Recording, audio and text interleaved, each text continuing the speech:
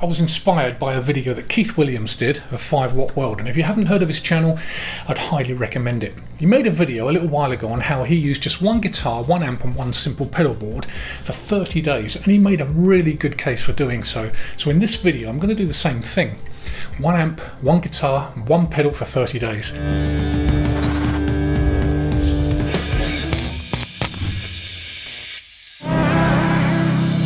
My goal was to improve on what I think is my preferred style of playing and preferred genre of music, the blues.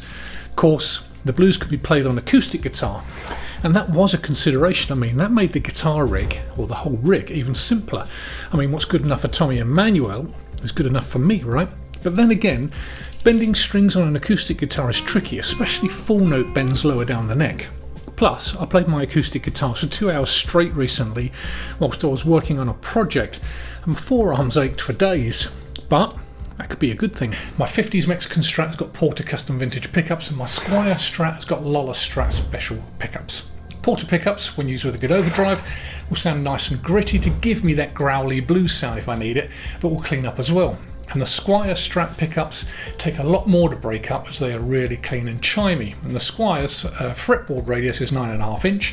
It's a little easier play with a lighter touch. Whereas the 50 Strat's got 7.25 radius and jumbo frets, and that leads me onto the Thinline Telly. 2 Porter vintage PAF humbuckers, 12-inch radius. Plus, when it's not plugged in, it still resonates really well, as does my Ibanez. So you see my dilemma. My amp choice, I thought, was easier. So I've only got 3 amps: the Fender Hot Rod Deluxe, the Hageman 1 Watter, and the Superchamp X2. Which one should I choose and stick with? With regards to one pedal, I've got a lot of choice. Everything from overdrive, reverb, delay, tremolo, flange, and so on. Well, overdrives were out, as I can crank up all the amps and get them overdriven. Even the Hot Rod through the Captor X. And the Hot Rod has reverb, and so does the Superchamp. So that's an added bonus. I really didn't want to get away from my main goal, which was to improve as a blues player and focus on my technique and accuracy. As Keith said in his video as well, I'm guilty of switching between guitars.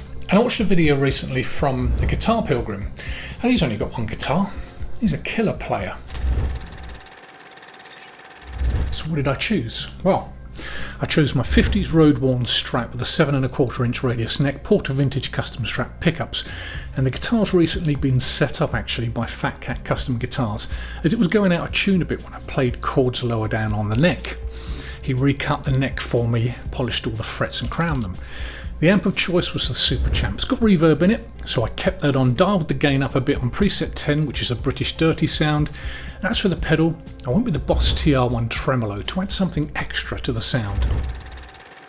So I chose the 50s road-worn Strat because, well, I fell in love with it early on. It's comfortable to play, it's a great neck, beautiful pickups, the neck is thinner than my other guitars, and it's got a really comfortable soft V profile. I just can't help play it.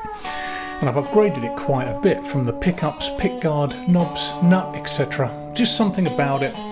It's my favourite guitar, and also I know the sound of it. I chose the Superchamp X2, well, because it's simple. I just switch it on and go.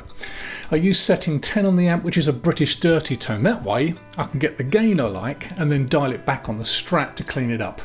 It's also got a nice reverb on it, and it's got a nice low end for the speaker that's in it as well, and it would chime up lovely if I just adjust the treble. And the pedal I chose was the Boss TR2 Tremolo. I love the sound of it, and it adds a really nice tremolo sound to the signal, the original and best, right? So that was my practice rig for 30 days. I really enjoyed getting to know the gear that I have, fiddling about with it, tweaking it to get different types of sounds. It was a great minimalist learning experience as well, and it changed my mind a bit about gear. Yeah, I still have a lot of it, but to be honest, most of it's decor for the videos, but I do revisit them now and again because, why not? So what did I miss in the 30 days? Honestly, not a lot. At my playing level, which I would class as advanced beginner, gear isn't going to improve my playing at all, and that's after all the point, to improve as a player, to get better at something that brings me such joy.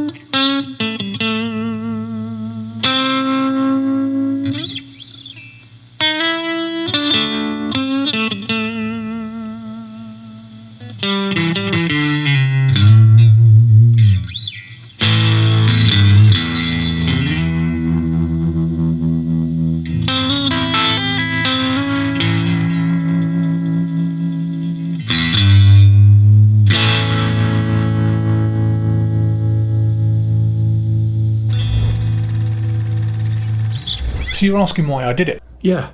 What's the actual point of the video? Well, many of us suffer from GAS, I know I do, gear acquisition syndrome, and that creates option paralysis, switching between guitars, switching between amps and pedals is just not going to improve your playing. And after all, tone really is in the hands, and over 30 days I got used to how all my choices sounded and felt like I dialed in a great tone after fiddling with the amp for me to practice with. And I feel like I really improved as a player because I was focused more on playing rather than settings. I didn't waste time choosing, and I spent more time with a familiar guitar in my hands and a familiar tone in my ears. And I'll carry this on from now on. I have in fact sold a few of my guitars in the process. Practice over gear. That's a bit rich though, coming from a gear review channel. But nothing wrong with splashing out now and again on something you've worked really hard for. So why don't you give it a go over the next 30 days? Just grab one guitar, one amp, and perhaps one pedal, just to familiarise yourself with those things before you go out and buy anything else. Cheers.